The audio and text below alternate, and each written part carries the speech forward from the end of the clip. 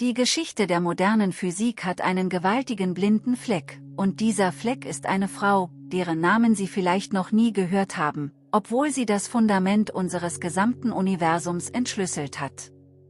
Während Männer wie Einstein, Planck und Heisenberg die Schlagzeilen der Wissenschaftsgeschichte füllen, arbeitete im Schatten der Hörsäle von Göttingen eine Frau, die keine offizielle Position innehaben dürfte, kein Gehalt bezog und deren bloße Anwesenheit im akademischen Betrieb als Skandal galt.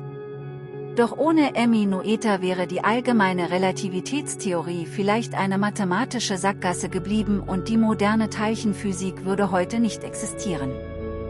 Sie war die Frau, die der Natur ihre tiefsten Symmetrien entlockte und die Mathematik für immer von den Fesseln der reinen Zahlen befreite. Ihr Leben war ein einziger, triumphaler Protest gegen die Mittelmäßigkeit und die Vorurteile ihrer Zeit. Alles begann in der beschaulichen Universitätsstadt Erlangen am 23. März 1882.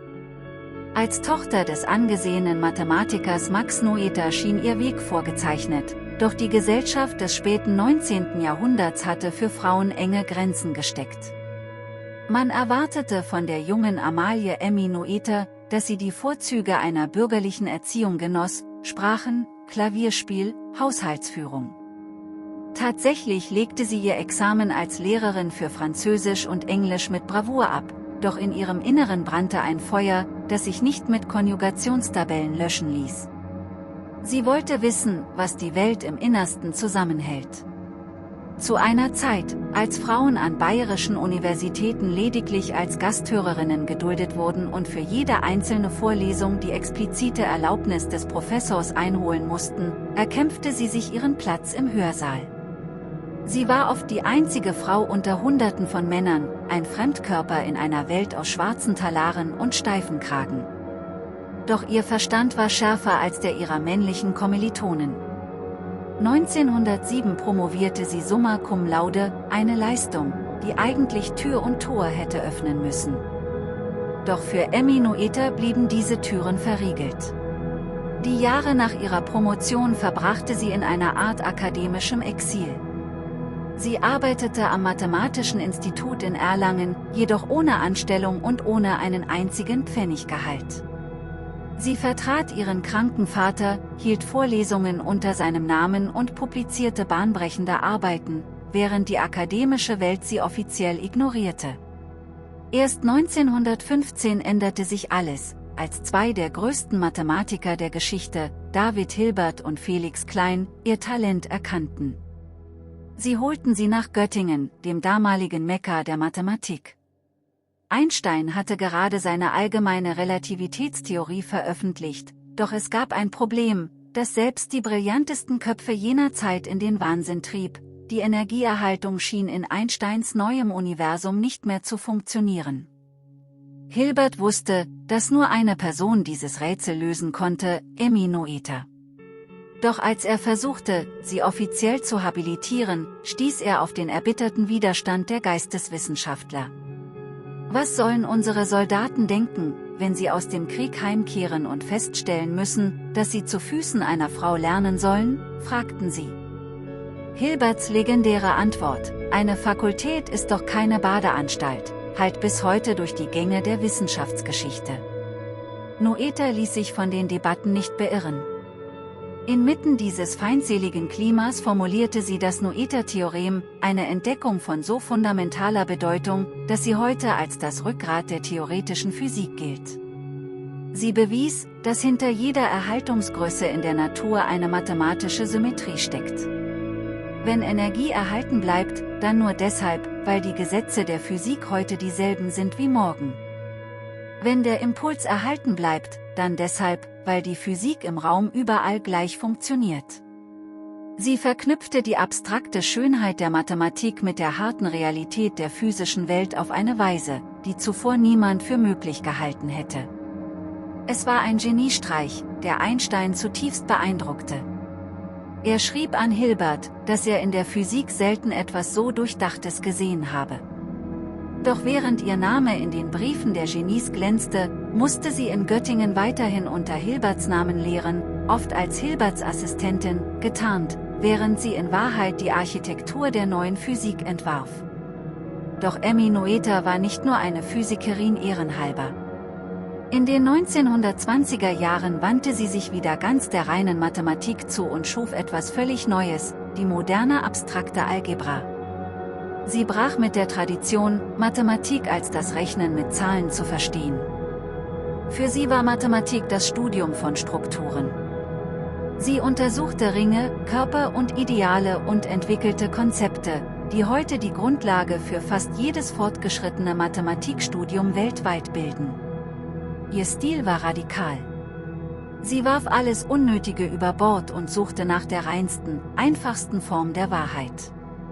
Ihre Vorlesungen waren legendär, aber auch gefürchtet. Sie dachte so schnell, dass sie oft die Kreide wegwarf und mit den Fingern auf der Tafel weiterschrieb, während sie in einem Wasserfall aus Worten neue Welten erschuf. Ihre Studenten, die Noether-Knaben, verehrten sie. Sie war für sie nicht nur eine Professorin, sondern eine Mentorin, die sie in Cafés und auf langen Spaziergängen in die Geheimnisse der Algebra einweihte. In einer Zeit, in der die akademische Hierarchie heilig war, pflegte sie einen fast schon familiären Umgang mit ihren Schülern. Privat blieb sie zeitlebens bescheiden, fast schon aszetisch. Sie legte keinen Wert auf Äußeres, trug oft einfache Kleider und interessierte sich nicht für den Glanz der Gesellschaft. Ihre Liebe galt dem Denken. Doch diese Welt der reinen Vernunft wurde 1933 jäh zerstört. Als Jüdin und Pazifistin war sie eine der ersten, die unter dem neuen nationalsozialistischen Regime ihre Lehrbefugnis verloren. Es ist bezeichnend für ihren Charakter, dass sie sich nicht in Bitterkeit verlor. Während ihre Kollegen verzweifelten, lud sie ihre Studenten weiterhin zu sich nach Hause ein, um im Geheimen über Mathematik zu diskutieren. Selbst als braune Uniformen vor ihrem Haus patrouillierten, blieb sie im Inneren eine freie Denkerin. Schließlich musste sie Deutschland verlassen. Sie emigrierte in die USA, an das BRYNMA College, eine reine Frauenhochschule. Dort genoss sie zum ersten Mal in ihrem Leben eine Anerkennung, die ihr in ihrer Heimat stets verwehrt geblieben war. Sie hielt Vorlesungen in Princeton, diskutierte mit den klügsten Köpfen Amerikas und schien endlich angekommen zu sein.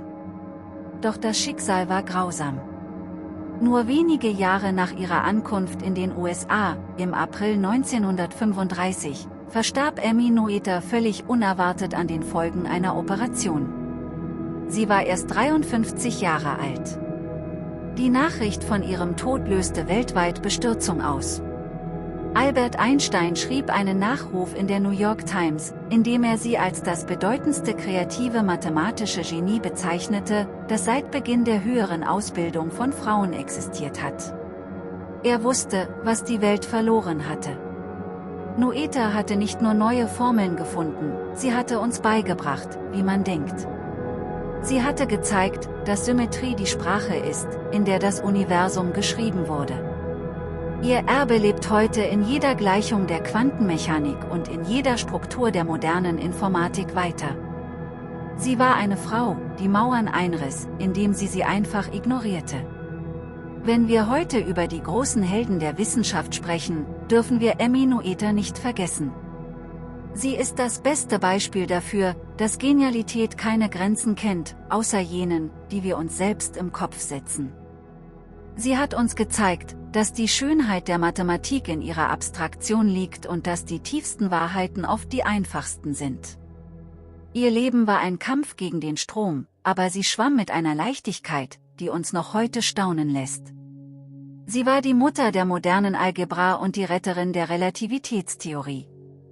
Und vielleicht ist es an der Zeit, dass wir ihren Namen genauso selbstverständlich nennen wie den von Einstein oder Newton.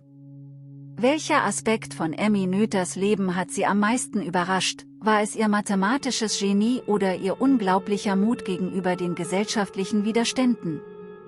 Lassen Sie es uns in den Kommentaren wissen und abonnieren Sie den Kanal, um keine Geschichte über die vergessenen Giganten der Menschheit zu verpassen.